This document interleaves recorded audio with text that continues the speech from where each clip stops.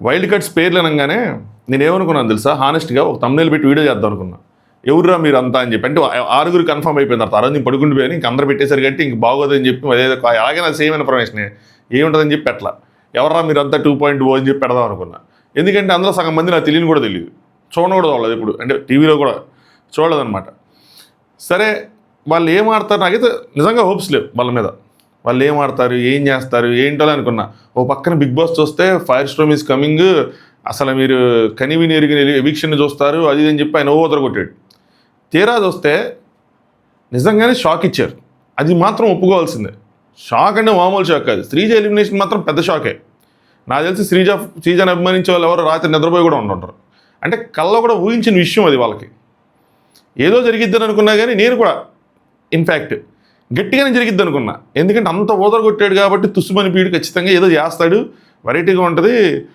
ఏమైనా secret room అలా ఏమైనా షిఫ్ట్ చేస్తారేమో అనుకున్నా. పవర్ అస్త్ర ఎన్ని వచ్చేప్పటికి చాలా థీరీస్ ఉన్నాయి. ఎలా చేస్తారు, ఎవరు ఎలా మారుస్తారు, ఇమాన్యుల్ ఏమైనా మారుస్తాడా ఎలిమినేషన్ని, సంజన గారిని సేవ్ చేస్తాడా, రీతుని సేవ్ చేస్తాడా, ఎలా సేవ్ చేస్తాడు, సేవ్ చేస్తే ఇలా చాలా థీరీస్ ఉన్నాయి. వాళ్ళు చేంజ్ చేస్తారు, ఎందుకంటే బయట చూసి వచ్చిన వాళ్ళు ఎవరిని తీసేస్తారని. బట్ మొత్తానికి ఏదైతే ఒక అన్ఎక్స్పెక్టెడ్ది జరిగిద్ది అని అనుకుంటామో అలాంటిది ఒకటి జరిగింది. గట్టిగా ఇచ్చాడు స్ట్రోక్ మాత్రం మాస్టర్ స్ట్రోకే. సో ఫైర్ స్ట్రోమ్ అయితే మొదలయ్యింది, కానీ ఫైర్ స్ట్రోమ్ కంటిన్యూ అవుతుందా, వైల్డ్ కార్డ్స్ గేమ్లో ఒక భారీ ఇంపాక్ట్ తీసుకురాగలరా, లేదంటే వచ్చిన తర్వాత అంటే వచ్చే కొత్తలోనే అదంతా వచ్చిన తర్వాత మళ్ళీ గేమ్ ఫ్లాట్ అయిపోతుందా? ఒక చిన్న అనాలిసిస్ చేసుకుందాం. వైల్డ్ కార్డ్స్ ఎవరిని టార్గెట్ చేస్తారు, ఈ వారం హౌస్లో వాళ్ళ గేమ్ ఎలా ఉండబోతుంది, గేమ్ ఎలా తిరిగిద్ది, ఇంట్రెస్టింగ్గా మారిద్దా లేదంటే డల్ అయిపోతుందా? సో ఇలాంటి విషయాలను ఈ వీడియోలో మనం మాట్లాడుకుందాం. Let's start. హాయ్ ఫ్రెండ్స్, నా పేరు Anand, welcome to top news. ముందుగా ఈ వీడియోని మీరు లైక్ చేయండి. చాలామంది లైక్ చేస్తాను నాకు తెలుసు, బట్ ఇది ఒక స్పెషల్ అనాలిసిస్ కాబట్టి మీరు ఇంకా లైక్ చేస్తే ఇంకా చాలామందికి రీచ్ అయ్యే అవకాశం ఉంటుంది. సో దయచేసి లైక్ చేయండి. అలాగే కొత్తగా చూసేవాళ్ళు ఛానల్ సబ్స్క్రైబ్ చేసుకోండి. మీ ఒపీనియన్స్ కూడా కామెంట్ చేయండి వైల్డ్ కార్డ్స్ మీద. అసలు మీకు ఎవరు తెలుసు, మీరు ఏమనుకుంటున్నారు అన్నది మీ ఒపీనియన్స్ ఏమంటే ఖచ్చితంగా కామెంట్ చేయండి. మనకి లైక్ల కన్నా కామెంట్లు ఎక్కువ వస్తూ ఉంటాయి, అది వెరైటీ అనమాట. సరే, నేనేమనుకుంటున్నానంటే ఖచ్చితంగా వీళ్ళు ఫైర్ స్టోమ్ తీసుకొచ్చారు. శ్రీజ ఎలిమినేషన్ అనేది ఒక ఇండికేషన్. అందులో ఎంత నిజమో తెలియదు కానీ ఒక నలుగురు శ్రీజకి ఆపోజిట్గా, అంటే శ్రీజని ఎలిమినేట్ చేయడానికి ఓటేశారు. ఇద్దరు మాత్రమే శోభన్ శెట్టి అన్నకి వ్యతిరేకంగా ఓటేశారు అని చెప్పి. సో వీళ్ళు నలుగురు ఏ ప్రాతిపదికన శ్రీజని తీసేశారు అన్నది ఇంపార్టెంట్. జస్ట్ విని ఇంకో వీళ్ళకి నెగిటివ్గా ఉంది అని చెప్పి అలా వినొచ్చి శ్రీజని తీసేశారా, లేదంటే శ్రీజ తమకి కాంపిటీషన్ అవుతుంది అంటే ఇక్కడ వీళ్ళు ఒక్కొక్కరిది ఒక్కొక్క గేమ్ తీరి ఉంటుంది. అబ్బా కామనర్స్ కోటి ఉంటుంది, అంటే ఇద్దరు కామనర్స్ ఖచ్చితంగా టాప్ 5లో ఉంటారు కాబట్టి మళ్ళీ మనం చూసుకుంటే వీళ్ళకన్నా ఒక స్టెప్ ముందుంటే నేను ఉండే అవకాశం ఉంటుంది అనిపిస్తుంది. లేడీస్కి ఒక ఇద్దరు లేడీస్ ఉంటారు అనుకుంటే అలా ఉంటుంది. సో వైల్డ్ కార్డ్స్ నుంచి ఒకళ్ళిద్దరు ఉంటే అలా ప్లాన్లు మొత్తం వేసుకుంటూ ఉంటారు, ఎవరు తీరిసి వాళ్ళకు ఉంటాయి. సో అలాంటిది ఏదైనా ఒక తీరి రాసుకుని అలా ఏమైనా టార్గెట్ చేశారా? ఎందుకంటే ఓవరాల్గా వెళ్ళినప్పుడు శ్రీజకి నెగిటివ్ వినిపించుండొచ్చు వీళ్ళకి ఫస్ట్ 2 వీక్స్ 3 వీక్స్. దాని తర్వాత తల మార్చుకున్నారు. చాలా అనవసరమైన విషయాలకు వెళ్ళట్లేదు, తనకు అవసరమైన చోటు స్టాండ్ తీసుకుంటున్నారు, గట్టిగా మాట్లాడుతున్నారు, ప్లాన్స్ వేస్తున్నారు, స్ట్రాటజీలు వేస్తున్నారు, అందరితో కలిసి మాట్లాడటానికి ట్రై చేస్తున్నారు. హౌస్ మొత్తం తన్నే టార్గెట్ చేస్తుందని చెప్పినప్పుడు కూడా తను అది ప్రూవ్ అవుతూ వస్తుంది. ఆ వాటర్ టాస్క్లో అన్నింటిలో ప్రూవ్ కనిపిస్తుంది నీట్గా, ఓకే టార్గెట్ చేస్తున్నారు అని చెప్పి. సో అవన్నీ చూడకుండా వచ్చారా? ఎందుకంటే ఇప్పుడు ఆ అమ్మాయికి గ్రాఫ్ పాజిటివే పెరుగుతూ ఉంది. అలాంటి సమయంలో దెబ్బ కొట్టేశారు. లేదంటే వీళ్ళకి ఏమైనా ఇండికేషన్ ఇచ్చి పంపించారా అన్నది ఒక మెయిన్ ఇంపార్టెంట్. అంటే వీళ్ళు లోపలికి వచ్చాక పరిస్థితులు మారినాయా, బయట వీళ్ళు ఉన్నప్పుడే బాటమ్ 2 అన్నది డిసైడ్ అయ్యిందా అన్నది మెయిన్ థింగ్ మనం ఈరోజు అబ్జర్వ్ చేయాల్సింది. సో ఇవన్నీ చూసిన తర్వాత వీళ్ళ ప్లాన్ ఏంటి సీజన్ తీసే విషయంలో అని అర్థమైంది. బట్ ఎనీవే మాస్టర్ స్ట్రోకే ఫైర్ స్ట్రోమే. బిగ్ బాస్ మాత్రం ఒక సెన్సేషన్ క్రియేట్ చేయడంలో మాత్రం సక్సెస్ అయ్యారు. ఆయన వీక్ స్టార్టింగ్ ఏదైతే చెప్పారో మీరు కనివిని ఎరిగిన ఫైర్ స్ట్రోమ్ని చూడబోతున్నారు అని చెప్పి ఎవిక్షన్ ప్రక్రియలో ఎస్పెషల్లీ, అదైతే మాత్రం ఆయన నిలబెట్టుకున్నాడు. సో ఒక అన్ఫెయిర్ ఎవిక్షనే మన పాయింట్ ఆఫ్ వ్యూలో. బట్ వాళ్ళు ఏదైతే చేయాలనుకున్నారంటే ముందే వార్నింగ్ ఇచ్చేసారు డైరెక్ట్గా, డేంజర్ జోన్లో ఉంటే ఇంకా అంతే, ఇంకా మీరు వెళ్ళిపోతారు అన్న విధంగా. బట్ నేనైతే మల్టిపుల్ ఎలిమినేషన్స్ ఏమైనా ఉంటే సీక్రెట్ రూమ్లు ఉంటే అది అనుకున్నా, బట్ అలా కాకుండా ఒక షాక్ అయితే ఇచ్చారు. సో ఇది వాళ్ళు ఫస్ట్ ఇచ్చింది. నెక్స్ట్ ఇప్పుడు ఇండివిజువల్గా వాళ్ళ గేమ్లోకి ఇప్పుడు హౌస్లోకి ఎంటర్ అయిపోయారు కాబట్టి దాని తర్వాత వీళ్ళ గేమ్ ప్లాన్ అలా ఉంటుంది. బయట నుంచి చూసి వచ్చారు కాబట్టి ఎవరిని టార్గెట్ చేస్తారు, ఎవరి ప్లేస్ని ఎవరు ఆక్యుపై చేయాలనుకుంటారు, ఇది బయట నుంచి వైల్డ్ కార్డ్స్ వచ్చిన తర్వాత మెజారిటీ పీపుల్ చేసే పనే అది. వాళ్ళకంటూ ఒక స్థానాన్ని క్రియేట్ చేసుకోవడం, వాళ్ళకంటూ ఒక బాండింగ్ క్రియేట్ చేసుకోవడం, వాళ్ళకంటూ ఒక ప్రిఫరెన్సెస్ సెట్ చేసుకోవడం బయట నుంచి అంత ముందు వచ్చినప్పుడు మనం చూసాం. సో నేను ఒక్కొక్కరి గురించి చెప్తాను, ఎవరిని టార్గెట్ చేయొచ్చు అని చెప్పి నాకు అనిపించిందని చెప్పి. ఫస్ట్ టార్గెట్ విల్ బి నాన్న. నిజంగా సూపర్ కామెడీగా ఉంటుంది. చిట్టి పికిల్స్ వెళ్ళి నాన్న అని చెప్పి కాలు మొక్కి ఇంకో కూతురు వచ్చారు నాన్న అని చెప్తే మాత్రం అదిరిపోయింది. బట్ భరణి గారు మాత్రం ఈసారి చాలా సీరియస్గా ఆ బాండ్స్ని బ్రేక్ చేసే క్రమంలో ఉంటారు. ఇంకెవరిని దగ్గరికి రానిరు అని అనుకుంటా. నిన్న ఎస్పెషల్లీ అంత ఫీడ్బ్యాక్ ఆ అమ్మాయి ఆడియన్స్లో ఉన్న ఒక ఇన్ఫ్లుయెన్సర్ ఎవరో ఆవిడ గట్టిగా ఇచ్చిన తర్వాత మిమ్మల్ని అసలు గేమ్లో నుంచి బుద్ధిగా బయటకు తీసుకొచ్చేయాలనిపిస్తుంది అని వచ్చిన తర్వాత ఆయనలో మార్పు ఇమీడియట్గా కనిపించింది. సో వెంటనే పెద్ద కూతురు కీ ఎరగొట్టేశారు ఆయన. సో మరి అది ఆయనకి ఏం అర్థమైంది? తనూజాకి దూరం ఉండు అని అర్థమైందా, లేదంటే బాండింగ్సే వద్దని అర్థమైందా అన్నది ఇంట్రెస్టింగ్. బట్ ఇది ఏదైనా సరే ఇక్కడ చిట్టి పికిల్స్ గేమ్ ప్లాన్ మాత్రం టువర్డ్స్ భరణి గారే ఉంటుంది అనుకుంటున్నాను నేను. ఎందుకంటే దివ్యాది కూడా నేను గమనించినప్పుడు టువర్డ్స్ భరణి గారే ఉంది. అంటే భరణి గారితో బాండ్ పెంచుకుంటారంటే లేదు, ఆయన్ని టార్గెట్ చేస్తారనిపిస్తుంది. ఎందుకంటే ఆయన టార్గెట్ చేస్తే మల్టిపుల్ పీపుల్కి ఆవిడ కనెక్ట్ అయ్యే అవకాశం ఉందన్నమాట. ఒకటి, ఆయన టార్గెట్గా చేస్తే కామనర్స్ వీళ్ళ సపోర్ట్ కూడా కొంత ఉంటుంది. నెక్స్ట్, ఆయన సెంట్రిక్గా గేమ్ ఆడితే ఇటు దివ్యతోనూ ఆడినట్టే అటు తనుజతోనూ ఆడినట్టే.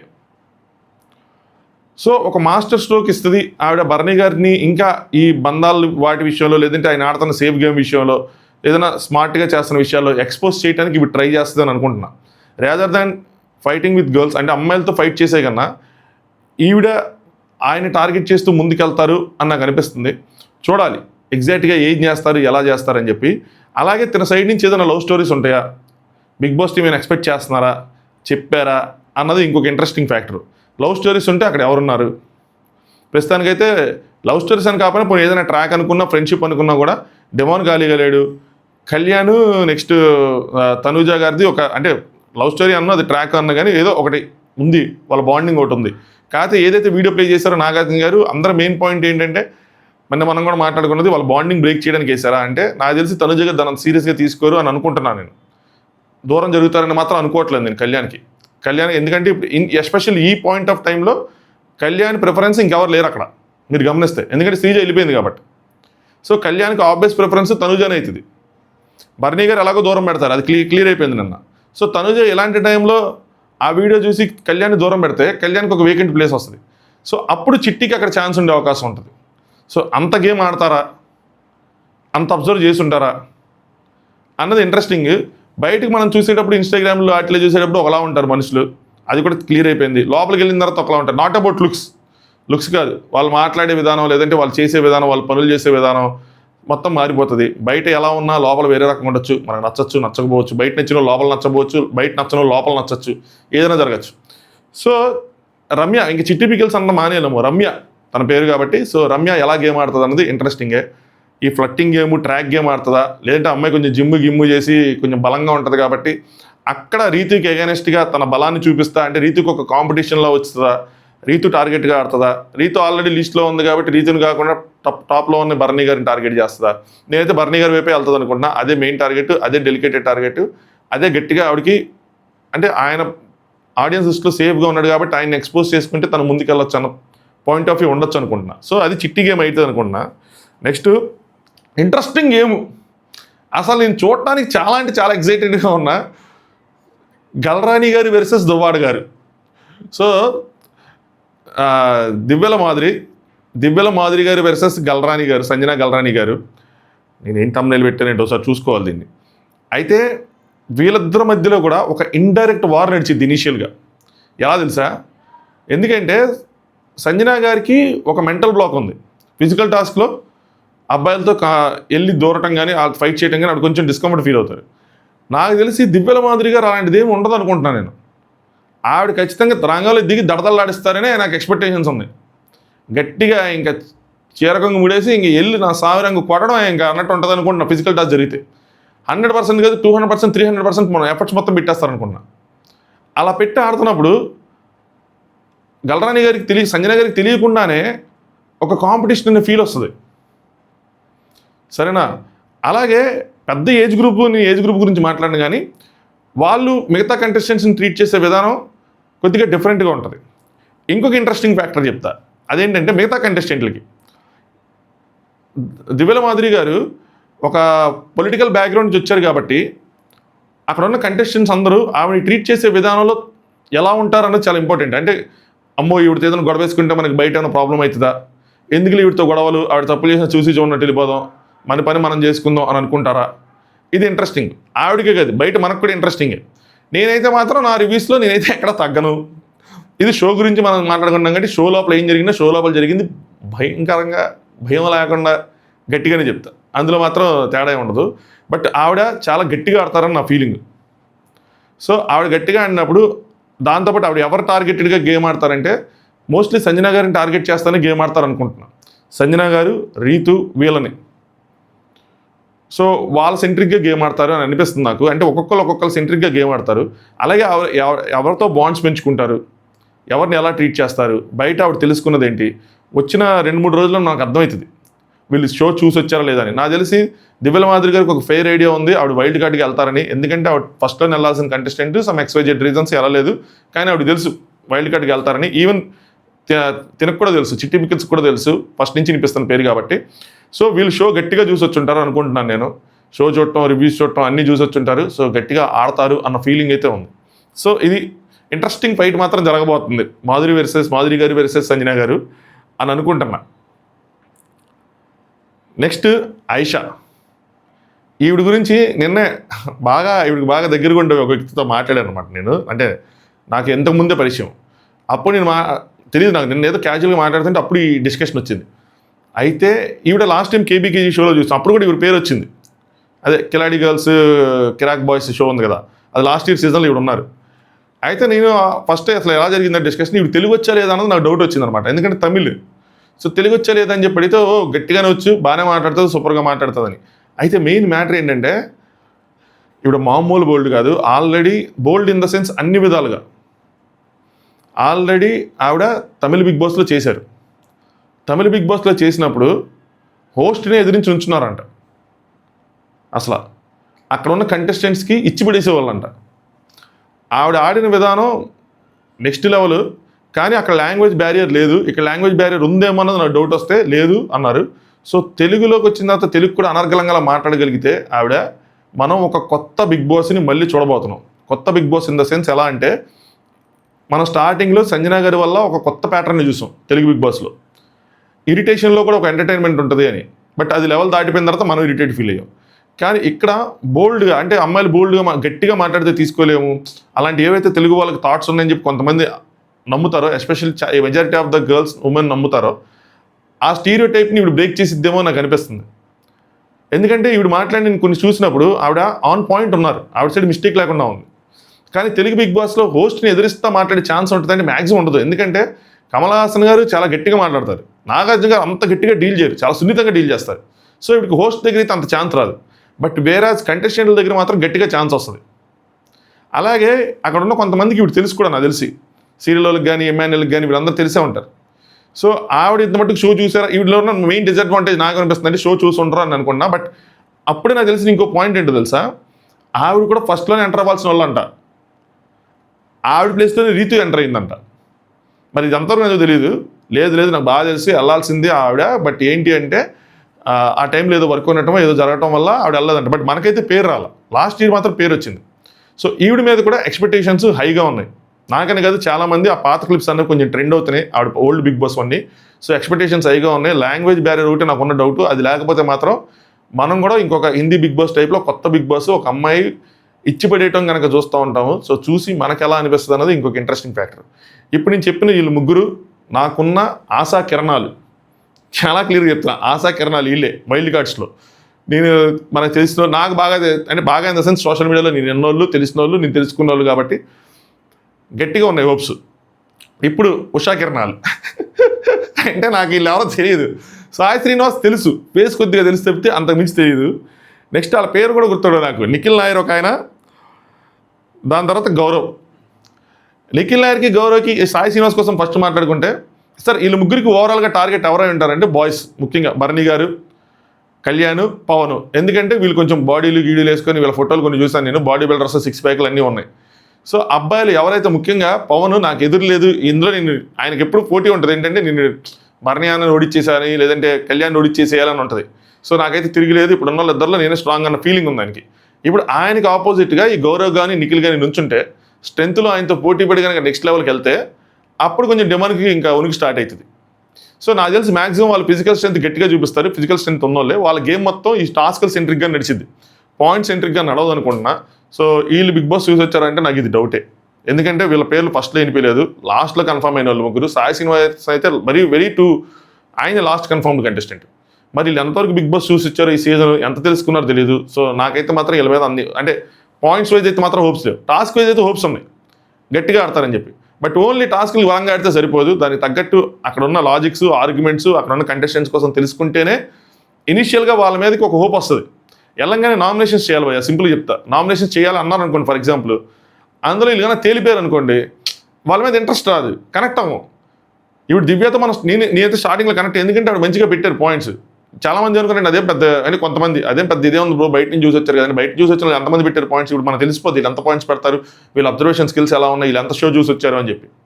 సో వీళ్ళ ముగ్గురు గేమ్ బేసికల్గా నేను అనుకోవటం పవన్, భరణి గారు అండ్ కళ్యాణ్ వీళ్ళకి ఆపోజిట్గానే ఉంటుంది, ఫిజికల్ టాస్క్లో ఉంటుంది అనుకున్నా. వీళ్ళు బియాండ్ దట్ చేస్తే మాత్రం కొద్దిగా ఇంట్రెస్టింగ్గానే ఉంటుంది. సో నిఖిల్ నాయర్కి నెక్స్ట్ ఇంకొక అతను ఎవరు గౌరవ్కి, వీళ్ళకి తెలుగు ఎంత వచ్చినది కూడా డౌటే నాకు. తెలుగు బాగా వస్తే మాత్రం ఓకే, రాకపోతే మాత్రం not okay, completely not okay. ఎందుకంటే ఆల్రెడీ మొన్నటిదాకా ఫ్లోరా గారు ఉన్నారు, కింద సబ్ టైటిల్ తీసుకుంటూ రావాల్సి వచ్చింది. ఇప్పుడు వీళ్ళు కూడా అలాగే మాట్లాడితే ఏంటంటే అర్థం కాదు టాస్కులు, ఆ రూల్స్ అన్ని మళ్ళీ ఇంగ్లీష్లో ఎక్స్ప్లెయిన్ చేయాలి. నిన్న ఆ పూల్ టాస్క్లో కూడా అలాగే అయింది, వాటర్ ద్వారా కన్సిడర్ చేసింది ఆవిడ రీతిని తీయడానికి. దివ్య అక్కడ అడిగింది ఓన్లీ వాటర్, ఇంకేం కన్సిడర్ చేయట్లేదు అంటే, నువ్వు చెప్పిన రూల్సే కదా, నువ్వు నాకు ఏదైతే ట్రాన్స్లేట్ చేసావు నేను దాని ప్రకారం వెళ్తానని చెప్పి రివర్స్లో ఆవిడ మీద వేశారు. సో అలాంటిది జరిగిద్ది. అప్పుడు బిగ్ బాస్ చెప్తున్నాడు, మనకు మనం విని మనకు మనం అర్థం చేసుకున్నప్పుడు మనకు వచ్చే థాట్స్ వేరేగా ఉంటాయి, ఒకళ్ళు మనకు ఎక్స్ప్లెయిన్ చేస్తున్నప్పుడు వచ్చే థాట్స్ వేరేగా ఉంటాయి. దానివల్ల ఏంటంటే టాస్క్లో 100% ఉండదు, మైండ్ పరంగా ఫిజికల్ ఎఫర్ట్స్ పెట్టేయచ్చు, ఆలోచనల పరంగా ఉండదు అనమాట, ఆ లాజిక్స్ మిస్ అయిపోతాం. సో వీళ్ళ ముగ్గురు మీద అయితే మాత్రం ఫిజికల్ టాస్క్ మీద. ఇంకోటి ఏంటంటే వీళ్ళ సైడ్ నుంచి ముఖ్యంగా సాయి శ్రీనివాస్ ఎక్స్పెక్టేషన్ ఉంటుందేమో, ఒక లవ్ స్టోరీ అగైన్, ఒక ట్రాక్. బిగ్ బాస్ టీం నుంచి ఏమైనా ఎక్స్పెక్టేషన్ ఉంటుందా, ఉండదా? ఉంటే ఆయన ఎవరికి ఏమో ఈ మాటలు మాట్లాడడానికి సిరాగ్గా ఉంటుంది, కానీ ఏంటంటే ఇది ఒక ప్యాటర్న్ అయిపోతుంది కదా, ఎవరితో ట్రాక్, ఎవరితో పులిహోర కలుపుతాడు, ఎవరితో దద్దోజనం కలుపుతాడు, బిగ్ బాస్లో ఏంది ఇదంతా అనిపిస్తూ ఉంటుంది. కానీ ఏం చేస్తాం, ఎక్స్పెక్టేషన్స్ ఉంటాయి వాళ్ళకి అన్ని కంటెంట్లు కావాలి, వాళ్ళకి ఒక ప్రోమో వేయాలి, 100 1000 1,00,000 అని చెప్పి ఒక సాంగ్ వేయాలి వెనకాల, వేసి ఆ ప్రోమో కట్ చేస్తే కానీ మన ఇంటర్ మాకు నిద్ర పట్టదు. ఒక లవ్ సింబల్ జిగ్ అని వేసి ఆ మెరుపు ఆ గ్రాఫిక్స్ వేస్తే కానీ ఆయనకి సీజన్ కంప్లీట్ అయిన ఫీలింగ్ రాదు. సో అలాంటిది ఏదో పంపిస్తారు అనుకుంటున్నా. బట్ మనోడికి బయట ఆల్రెడీ ఉన్నారంట, మరి ఉన్నాకనే బయట లోపలికి వచ్చే ఏదో చేస్తారుగా, వెరైటీగా సీయాలిగా. సో అది వీళ్ళ ముగ్గురు మీద అయితే మాత్రం నాకు అంతగా తెలియదు కాబట్టి ప్రస్తుతానికైతే మాత్రం ఫిజికల్ స్ట్రెంత్లో అనుకుంటున్నాను, బట్ చూడాలి. సో వీళ్ళు మన వైల్డ్ కార్డ్స్ 6. తనీష్ పేరు నేను గట్టిగా అనిపించింది వైల్డ్ కార్డ్ అని చెప్పాను నేను నిన్న కూడా, కాదు వైల్డ్ కార్డ్ కాదు, ఏదో గెస్ట్గా వెళ్ళాడు, జస్ట్ ఒక ఆడియన్స్కి వచ్చిన కన్ఫ్యూజన్ లాంటిది, వాళ్ళకి అక్కడ ఉన్న వాళ్ళకి కన్ఫ్యూజన్ లాంటిది అంతే. సో వీళ్ళు మన వైల్డ్ కార్డ్స్. వీళ్ళ మీద మాత్రం హోప్స్ అంటే మాత్రం ఫస్ట్ అమ్మాయిల మీద నాకు ఎక్కువ హోప్స్ ఉన్నాయి, అమ్మాయిలు ఇన్ ద సెన్స్ ఉమెన్ ఎవరైతే ఉన్నారో వాళ్ళ మీద. వీళ్ళ మీద ఇట్ విల్ బి నాకైతే సర్ప్రైజింగ్ అనిపించింది వీళ్ళు కనుక ఏదైనా అవుట్ ఆఫ్ ద బాక్స్ ఏదైనా చేస్తే. అండ్ వీళ్ళల్లో ఎవరు శ్రీజకి ఎలిమినేషన్ కోసం 4 ఓట్లు వేశారు అన్నది కూడా ఇంపార్టెంటే, వాళ్ళు ఎందుకు వేశారు ఏంటి అన్నది. సో ఇక్కడి నుంచి వీళ్ళు గేమ్ మొదలైపోయింది కాబట్టి దీని తర్వాత వీళ్ళు చేసే నామినేషన్లు దాంతో మనకు ఒక ఫెయిర్ ఐడియా వచ్చేస్తుంది, వీళ్ళు ఎంత పొడుస్తారు ఏంటి అని చెప్పి. సో ఎంత పొడుస్తారు ఏంటి అని చెప్పి ఒక ఐడియా వచ్చేస్తుంది. Let's see. రాజకీయ నాయకులకు సంబంధించిన వాళ్ళు షోకి వస్తే షోలో ఉన్న వాళ్ళే కాదు, షో బయట ఉన్న వాళ్ళు కూడా కొంచెం ఆలోచించాల్సిన విషయంలాగా అనిపిస్తూ ఉంటుంది. బట్ మనం ఏం ఆలోచించవసరం లేదు, అది షో ప్రకారం మనం మాట్లాడుతున్నాం కాబట్టి. అంటే నాకు 2-3 అడిగారు అనమాట ఎలా ఉంటుంది అసలు, అంటే వాళ్ళ ప్రకారం ఏంటంటే అసలు ఇలా రాకూడదు, పొలిటికల్ వాళ్ళు వస్తే అది ఇంపాక్ట్ ఎక్కువ ఉంటుంది, లోపల ఉన్న వాళ్ళు భయపడతారు అది అని చెప్పి. లేదు, నేనేం అలా అనుకోవట్లేదు, అంత ఇది ఉంటుందని. షో వరకే కదా మనం మాట్లాడేది, అంతకు మించే కాంట్రవర్సీస్ ఏమి బయట నడిస్తే అంతకు మించే వాళ్ళు మాట్లాడుకుంటారు, అంతకు మించి బూతులు కూడా తిట్టుకున్న వాళ్ళు ఉంటారు రాజకీయ నాయకులు. సో మనం అవన్నీ చేయం కాబట్టి షో వరకు మనం క్రిటిసైజ్ చేసినా ఏం చేసినా ఏముండదు. సో చూద్దాం, లెట్స్ సీ. అది జరిగితే మీరు అందరూ ఉంటారు కదా సపోర్ట్గా, ఉండరా, వెళ్ళిపోతారా, చూద్దాం. ఆల్రెడీ మన మీద ఒక పెద్ద కేసు ఉంది, ఇంకో కేసు అవుతుంది, ఏముంది చూసుకోవటమే. ఇంకా 4 లక్షలు అయింది, ఇంకో 4 లక్షలు అవుతుంది అన్నట్టు ఉంటుంది. సరే చలో, వీడియోని లైక్ చేయండి, సబ్స్క్రైబ్ చేసుకోండి. మీ ఒపీనియన్, మీకు ఎవరి మీద హోప్స్ ఉన్నాయి వీళ్ళల్లో అని అనుకుంటున్నారో వాళ్ళ గురించి కామెంట్ చేయండి. ఫస్ట్ ప్రోమో డిసప్పాయింటింగ్ అనిపించింది నాకు తెలుసు, సెకండ్ ప్రోమో వచ్చిన తర్వాత ఈ లోపల నేను కూడా కొద్దిగా స్నానం చేసి రూమ్ అంతా చండాలంగా క్లీన్ చేసుకొని స్నానం చేసి కొద్దిగా లెంతీ ప్రోమో వస్తుంది అనుకుంటున్నా. అదే కనుక బాగుంటే దాని గురించి మాట్లాడుకుందాం, అదర్వైజ్ నైట్ ఎపిసోడ్ రివ్యూనే. Okay, thanks for watching top news.